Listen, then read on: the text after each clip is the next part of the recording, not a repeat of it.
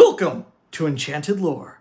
In today's video, we're going to continue our discussion of the skills within the various tabletop RPGs. Now, whether you like D&D 5e or you prefer the more older Pathfinder 1e, we're going to help you out and show you the similarities between these two systems and how you will be able to convert between them. So let's dive right in. There are many similarities between the systems.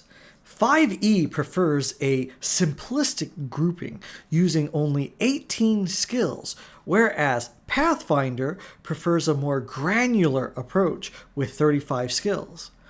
Let's look at a list of skills that convert easily between the two systems.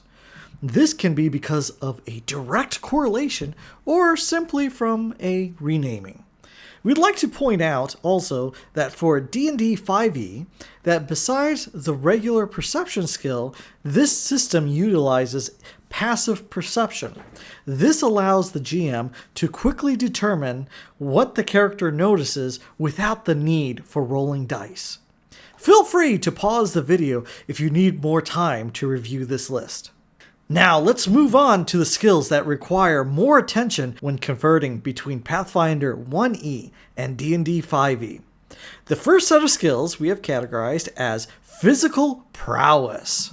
The Pathfinder skills, climb and swim, are merged together into the athletic skills for 5e. Now, in Pathfinder, when performing a check to see if a character can jump up, perhaps trying to get onto a ledge that is out of reach, or across some chasm, such as from one roof to another, these actions were part of the acrobatics skill. And this was dexterity-based in Pathfinder, whereas in 5e, jump is part of athletics, making it strength-based. For escape artists, you would use acrobatics, but honestly, this is situational. If your character is bound with ropes and you want to break free with raw power, then do a strength check. But if you're trying to wiggle free and slip out, then acrobatics would be an appropriate skill, but similarly, if your character is in manacles and they're not using any tools, then this could be a sleight of hand check. Moving on to the flying skill.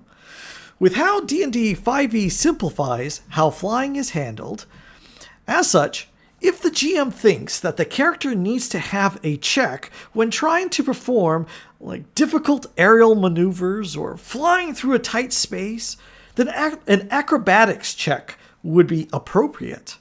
And I have seen some discussions online where some GMs have opted to have a strength check if the characters are flying in rough winds. As you can see here, the ride skill is now part of animal handling. For social-related skills, bluff and disguise were merged into the 5e deception skill. Now, moving on to the knowledge skills. As we already pointed out, knowledge arcana, knowledge nature, knowledge history, and knowledge religion convert seamlessly into their 5e counterparts of the same name. For the other knowledges in Pathfinder, it becomes situational on which skill you'd want to use. For knowledge dungeoneering, you'd want to use survival or nature. Survival for detecting and dealing with hazards within dungeons and caves, and nature for determining what kind of monster the characters are facing. Knowledge engineering would use history or investigation, depending on what information you want. You'd want to use investigation to analyze the mechanical objects and deduce how they work or any weak points they may have. History would provide info about architectural styles and ancient structures. With knowledge geography, you have 3 choices for skills you can use in 5e. Nature, or survival, or history.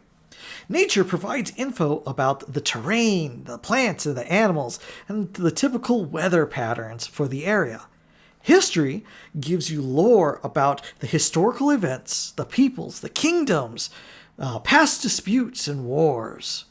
Survival allows you to follow tracks, hunt wild game, and guide your group through natural hazards. With knowledge local, you would either use history or investigation in 5e, and as was pointed out earlier, knowledge nobility would use the history skill. Things get interesting with knowledge planes. In Pathfinder, this one skill would help shed light on the outsiders and the odd magics of the other realms. Whereas in 5e, you would use Arcana or Religion. Religion gives lore about deities, rites, and prayers, and holy symbols, and perhaps the practices of secret cults. Arcana gives info about spells and magic items, magical traditions, and the existence of planes and the inhabitants of those planes. So, depending on the outsider, the character may be able to identify it via Religion or Arcana. The next knowledge skill is linguistics. This allows the character to learn new languages or to try to decipher the text of ancient languages that they're unfamiliar with. In 5e, this does not exist as a skill. Characters get languages at character creation and can get additional ones via feats. So while we're on the subject of knowledges, these skills are typically used to help identify what kind of creature the monster is and any lore about them. We have found that GMs use various categories to determine the skill check. Though many lists are similar, there are some differences. For example, oozes would be an Arcana check for some GMs, and others would use nature. Likewise, some GMs would place giants under history, and others would place it under nature. Moving on to the situational skills. The craft skill was moved into Arcana. Appraise can go in many different directions in 5e. You can use the investigation skill to gather information on the cost of an item. Likewise, a character can determine its value if they have the appropriate crafting tool proficiency. Perhaps the use of Arcana would be appropriate when dealing with magical items. Basically, the GM will need to determine what skill the character would use if they found this information necessary to share it at all. Alright, in Pathfinder, they had a use magic device skill to use magical scrolls and overcome certain restrictions that may arise. This was removed in 5e, though anyone can attempt to cast a spell from a scroll. But if it's not in their class's spell list, they must make an ability check using their spellcasting ability, which is DC is 10 plus the spell's level. Casting a divine scroll versus arcane is usually a no-go if you don't have access to that, but that's ultimately up to a DM's discretion. For disable device, this depends, as it falls more under sleight of hand, but could be assisted with thieves' tools. Alright, hang in there with me. We're almost to the end. In Pathfinder, we had profession and crafting skills.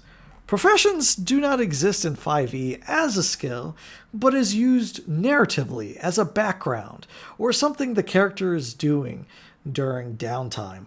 With crafting, you need the specific tool proficiency, which is acquired by backgrounds or through some classes. We hope you found this video informative. Stay tuned for next week's video on how to convert D&D 5e to Pathfinder 2e.